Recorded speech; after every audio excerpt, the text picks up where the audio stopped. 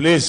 ఒక్కటి నేను చెప్పదలుచుకుంది ఏంటంటే, ఇన్ని సంవత్సరాలుగా మీరు ఇంత కష్టపడి దీన్ని బిల్డ్ చేశారు.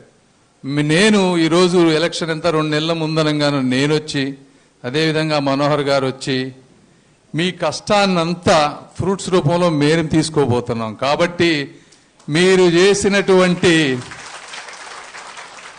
శ్రమని తప్పనిసరిగా గుర్తుపెట్టుకుంటాం అనేది మీ అందరికీ నేను చెప్తా ఉన్నాను.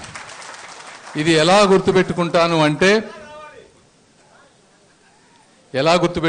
అంటే ఎలక్షన్ అయిపోయిన వెంటనే నా సొంత ఖర్చుతో ప్రతి గ్రామం, ప్రతి వార్డులో ఒక థర్డ్ పార్టీ వాళ్ళకిచ్చి ప్రాపర్గా సర్వే చేయించుకొని, ఈ వార్డులో ఒక మెజారిటీ వస్తే ఎందువల్ల వచ్చింది, ఇక్కడ వచ్చిన నాయకులు ఎవరు, 1 2 3 4 5 ఇలా పేర్లు రాసుకొని, అదేవిధంగా ఇక్కడ ఉండి కూడా చేయలేని వాళ్ళు ఎవరు, వెన్నుపోటు పొడిచిన వాళ్ళు ఎవరు, మోసం చేసిన వాళ్ళు ఎవరు, 1 2 3 4 5 6 ఇవి అన్నీ రాసుకొని ఎవరు చెప్పినా, ఎన్నిసార్లు చెప్పినా నా డేటా ప్రకారం మాత్రమే నేను వెళ్ళబోతా ఉన్నాను. కాబట్టి కష్టపడ్డ ప్రతి కార్యకర్తకి న్యాయం జరుగుతుందని మీరందరూ గుర్తుపెట్టుకోవచ్చు. అది. రెండోది, మీకు 2 చాయిస్లు ఉన్నాయి, ప్రజలకు 2 చాయిస్లు ఉన్నాయి.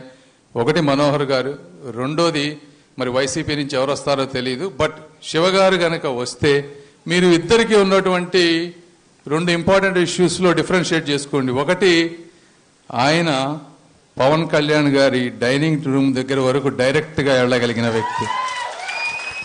మరి శివకుమార్ గారిని ఒక ఇండియా పాకిస్తాన్ బార్డర్ లాగా ఎక్కడో ఆపేసివంటి ప్లేస్. కాబట్టి అర్థం చేసుకోండి మీకు ఎలా మేలు జరుగుతుందో. రెండోది, ఈయన నంబర్ 2. అంటే రేపు గవర్నమెంట్ వచ్చాక వచ్చే మినిస్టర్లలో వీరికి తప్పనిసరిగా వచ్చేటువంటి అవకాశం ఉంటుంది. కాబట్టి మొట్టమొదటిగా అభివృద్ధి చెందేటువంటి ప్రాంతం తెనాలి ప్రాంతం.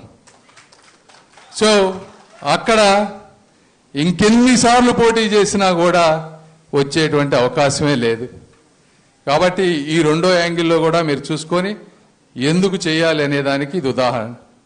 తర్వాత జగన్మోహన్ రెడ్డి గారి పరిపాలన గురించి నేను మీ అందరికీ తెలుసు, ఎందుకంటే మీరు కార్యకర్తలు, మీరు 5 సంవత్సరాలు బాగా ఇబ్బంది పడి ఉన్నారు. బట్ 5 ముక్కల్లో నేను చెప్పదలుచుకున్నాను. ఇదేంటంటే, రత్నాలు అని చెప్పి ప్రజల చేతుల్లో రాళ్లు పెట్టిన వ్యక్తి జగన్మోహన్ రెడ్డి గారు. ఈరోజు మీరు రోడ్లు చూస్తుంటే గుంతలే గుంతలు, మందు చూస్తుంటే దోచుడే దోచుడు, మరి పన్నులు చూస్తే బాదుడే బాదుడు, మరి ప్రతిపక్ష నాయకుల మీద కేసులే కేసులు, పోనీ వాళ్ళ నాయకులు చూస్తే బూతులే బూతులు. ఇలాంటి వ్యక్తులని మనం ఎన్నుకోవాలని మీ అందరూ ఆలోచించాలి. ఈ విషయాలని ప్రతి గడపకు వెళ్ళి చెప్పి, అందరి ఓట్లు ఉన్నాయో లేదో చూసుకొని ఎలక్షన్ రోజు అందరినీ ఓటింగ్ బూత్కి తీసుకువెళ్ళి ఓట్లు వేయించాల్సిన బాధ్యత మీ అందరి మీద ఉంది. ఈ విధంగా ప్రతి ఓటు ట్రాన్స్ఫర్ అవ్వాల్సిన అవసరం ఉంది.